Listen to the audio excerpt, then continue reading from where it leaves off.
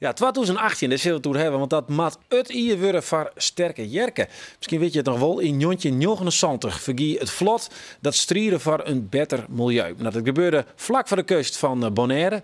En als onteken, daarom, is er een monument op dat eiland Kaap. Maar ja, dat monument is er heel min ontdaan na al die orkaan.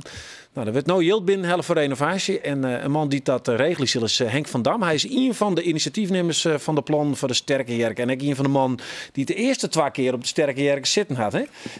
De treden net, dus de ramp op Bonaire, heb je net bijmaken? Nee, ik stond op een wal. Ja, zullen we toch nog even zien hoe dat ik weer gong voor de jongere jongens van... Wat is dat sterke jerken? Dit is de sterke jerken. Welke sterke jerken een wens u behouden vaar. Het verhaal leest als een spannend jongensboek.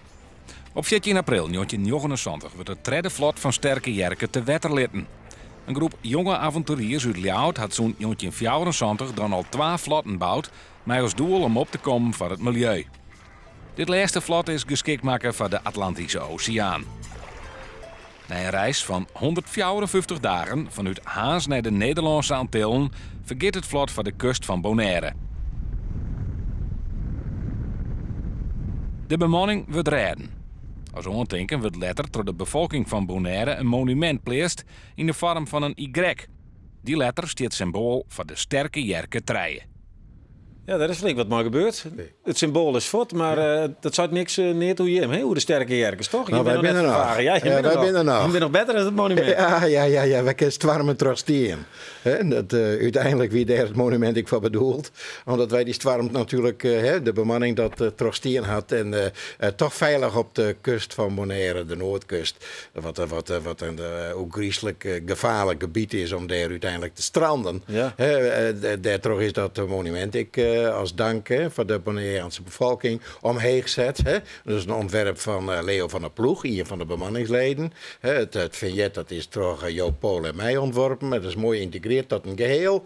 En dat herinnert aan dat rare ongeluk wat er toen gebeurde. Ja, zeker. Ja. Het is mooi dat je hem er in ieder geval al hier nog binnen. Maar er moet nou weer wat gebeuren voor de street van dat monument. Hoe belangrijk is dat voor je?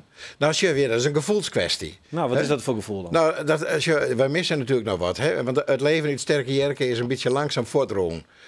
En ik kwam Chris en Fritsje en toen zeiden we, moet dat wel even inblazen. Want het moet weer een beetje bloeiing hier. We moeten weer wat leuke dingen van. En we hebben genoeg te doen, want dat monument moet ten eerste omheen komen.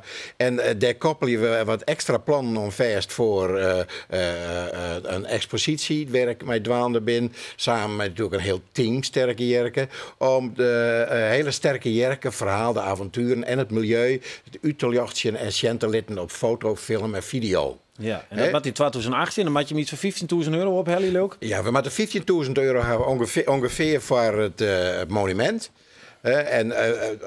Als wij natuurlijk lezingen en seminars organiseren willen en dat hele wettergebeuren in de Prinsentuin geconcentreerd hebben willen in 2018, Europese hoofdstad.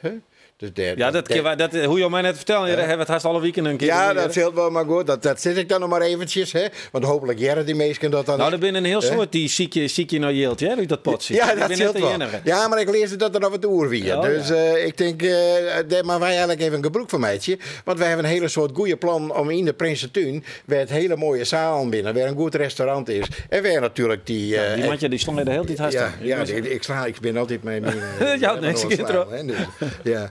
En het staat wel, maar we proberen die zaak daar onder slinger te krijgen. Maar komt er weer een nieuwe sterke jerken in het wetter? Nou, Frits die is heel enthousiast voor. Komt er een nieuwe sterke jerken? Ja, nou, er zal wel een nieuwe sterke jerken komen, maar niks is beloofd.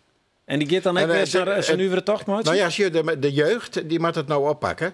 En Frits is eigenlijk de man die dat eigenlijk regelen moet met de jeugd. In Haas bij Lex Tigelaar, daar liggen de tekeningen klaar. En daar kan voor net te volle yield weer opnieuw een vlot bouwd worden. Dat zou toch prachtig wezen, maar dan zou het toch mooi wezen dat er jemals oude man dat nog een keer door. Ja, maar dat is een beetje te gevaarlijk. Nee. De stramheid is toegeslagen. Ja. Maar wat een mooie initiatieven. Laten we het nog even hebben wat je nou gebeurde. Hè? Want jij dat nou krijgen. We zullen aansnijden naar Zinnenpaneel. Daar hebben we een reportage over. Ja. Je hebt gongen daar die zei op van een beter milieu. Ja. Nou, dat is net echt slagen. Van mijn gevoel. Jazeker. Maar ja, we hebben het je nog de hele tijd hoe dit soort dingen, Ja, toch? Fossiele nee, brandstoffen. Ja, natuurlijk. Maar goed, dat stiert natuurlijk boeten de wettervervuiling. Hè? Want wij hebben het natuurlijk over de vervuiling van het wetter.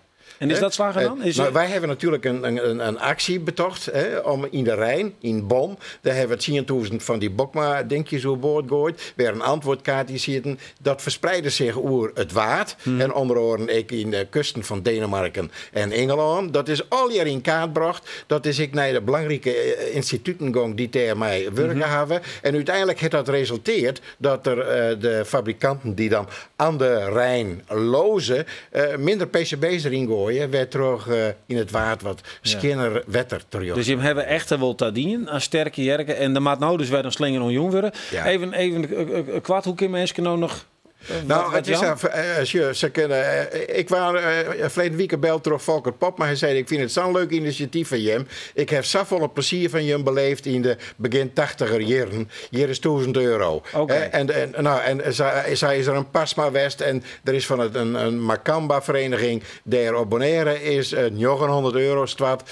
Dat we zijn al mooi op eind, dus we hebben nou al haast €3000. En dat is puur bestemd voor het monument. Voor het monument. Nou, maar er is nog een hele pot, een mooie gouden pot van de culturele Haardstad. Daar kun je nog helemaal in doen. Daar gaat die voor plan 2. Ja, oké. Je hebt een heel soort plan. Ja. Mooi. Zet het erop.